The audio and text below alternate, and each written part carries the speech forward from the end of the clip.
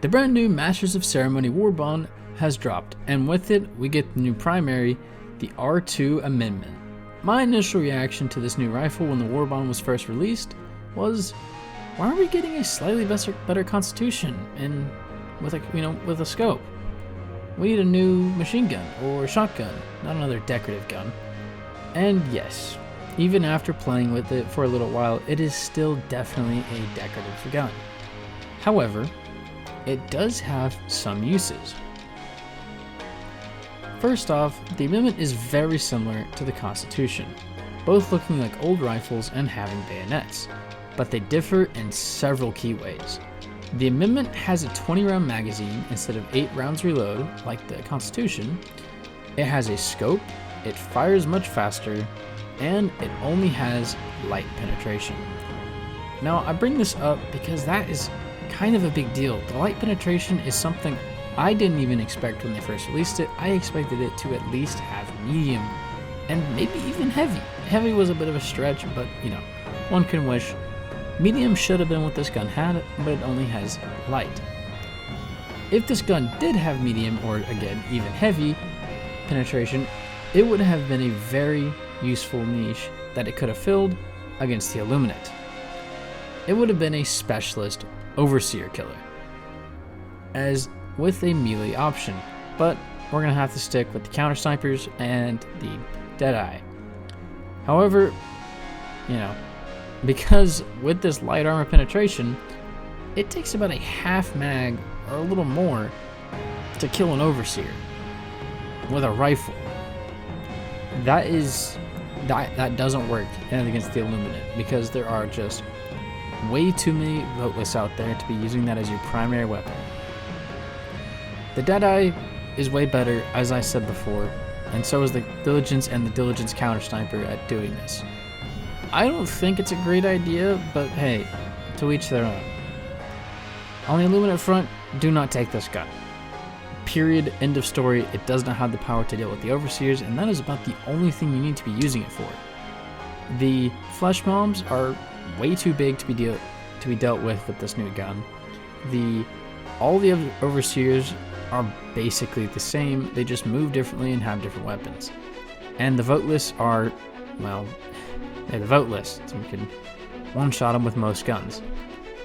The Harvesters are tanks, which you can never damage with any of the primary weapons. I mean, I guess you could have a little bit, but it was very minuscule and it did almost no effect. And the Stingrays are also basically invincible to this thing. However, on the bot front, that's where things get a little bit interesting. The Amendment shines best against the bots. It does more damage than any of the other light armor, 200, and it has the ability to one-shot any Trooper bot, Devastator, or Berserker, which is crazy. However, it does require a bit of aim, so fair warning, but it seems to work a lot better than like your rifle, like your machine guns, like your Liberators. It can't deal with the Striders though because of the light armor penetration, as those require at least medium to even damage from the front, but we can get around that, but that is kind of an issue. This is a gun that I would take to the bot front all the time, as it has 8 magazines that you can use, so it has a lot of ammo, 20 rounds in each magazine, and one-shot almost every single enemy that most of the other guns can, like the Diligence counter sniper and whatever. Well, what about the bigger enemies? You can never hurt them before, like Hulks and tanks, and the Flyers and whatever. You couldn't do anything with them before. I mean, I guess the Hulk's a little bit more, so that's kind of a bit of a difference, but it's so little that it doesn't make much of a difference. Tanks, again, no difference, but what am I going to say? But why should you take the Amendment over the Diligence counter sniper? Because I know that's one of the better guns against the bots. Well, the Amendment trades armor penetration for 2 more spare mags, 5 more rounds in each amp magazine, and a much higher fire rate. I also have noticed it has very low recoil when you fire it, and with a significantly higher fire rate. It also has a burst mode that is just kind of wonky, that I mean, if you spam it right, it fires really, really fast, but I don't see many people using the burst mode ever. Now, it has all of these features that the counter sniper doesn't, while doing the same counter sniper damage, same damage as the counter sniper. 200 damage, but it only has light armor penetration, which again could be an issue. Now, I would take this gun against the bots because, again, it has a lot of upsides and it can deal with a lot of the lesser enemies pretty well. On the bug front, it's completely useless against the bugs. What are you going to do against anything above medium penetration, and what are you going to do against hordes? It's not going to be anything good. Realistically, the only thing you would want to take a minimum round rifle for would be the hive guards, but you don't have medium penetration, so you literally cannot do anything to hive guards, which is quite an issue in bugs. So with that being said, basically bugs are a no-go.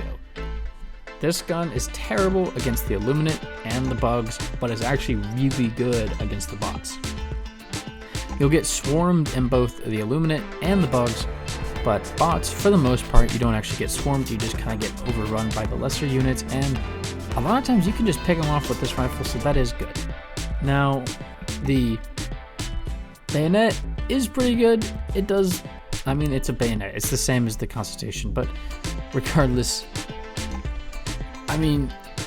I like it. It looks cool. I think I like it more than the Constitution. It looks better than the Constitution, and I think it's better than the Constitution, even though it doesn't have medium armor penetration. Now, overall, I'd give this weapon a solid 5 out of 10. Because there are objectively worse guns, the Constitution, and the Amendment can be a good weapon on at least one of the 3 fronts. So, not completely useless, just mostly useless. Now, if you like this video and you want to see more like it, hit the subscribe button and then leave a comment for what other guns I should review in Helldivers 2. Now, with that being said, remember Helldivers, for Super Earth and managed democracy. I'll see you next time. Goodbye.